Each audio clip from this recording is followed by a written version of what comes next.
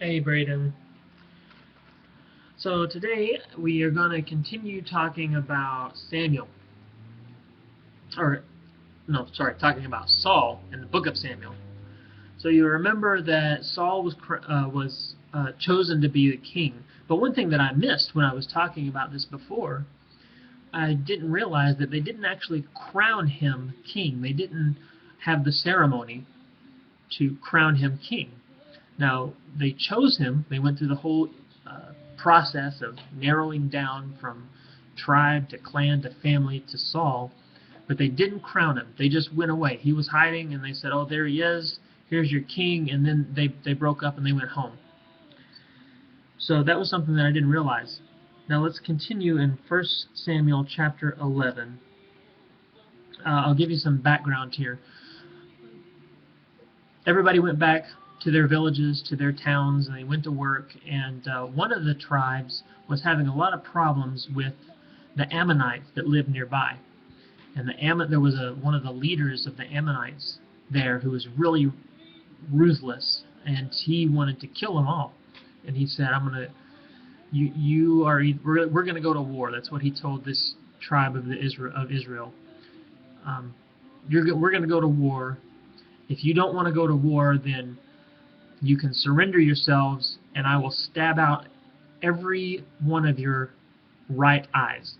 So he was doing that just to make his mark on those people. It was really brutal and horrible thing to do, and he wanted to humiliate them and to make them his slaves, basically. So this tribe said, "Give us a day. Let me see if my kinsmen, the other Israelites, are going to come to help me. Give me some time." I think it was more than a day, a few days. And this ruthless Ammonite said, "Okay, but I'm coming, so you better be ready to either surrender or fight." Well, this clan sent out word to all of Israel and said, "We're about to be slaughtered. We need your help." When Saul heard this was one of the few good things that Saul did. When he heard what was going on with his brothers, with his family, in this other part of Israel, he rallied together all of the whole country of Israel, and he said, "We got to go take care of our people." And he rallied them together. They came together, they snuck up on the bad guy and ambushed him and killed him and killed all of his people. So they won a great victory. His family, the other Israelites, didn't get slaughtered like they were afraid was going to happen. And then chapter 11, verse 15 says, "They all trooped out to Gilgal. Before God, they crowned Saul king at Gilgal. And there they worshipped, sacrificed peace offerings. Saul and all Israel celebrated magnificently." So this is what I want to point out today.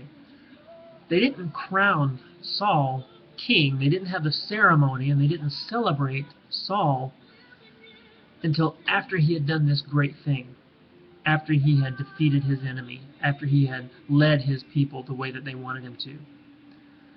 So the lesson here is that people don't care what your title is. They care about what you can do. So the people of Israel didn't care that Saul was their king because he was just out working in his field like a normal guy. Not a big deal. There's our king. They didn't care.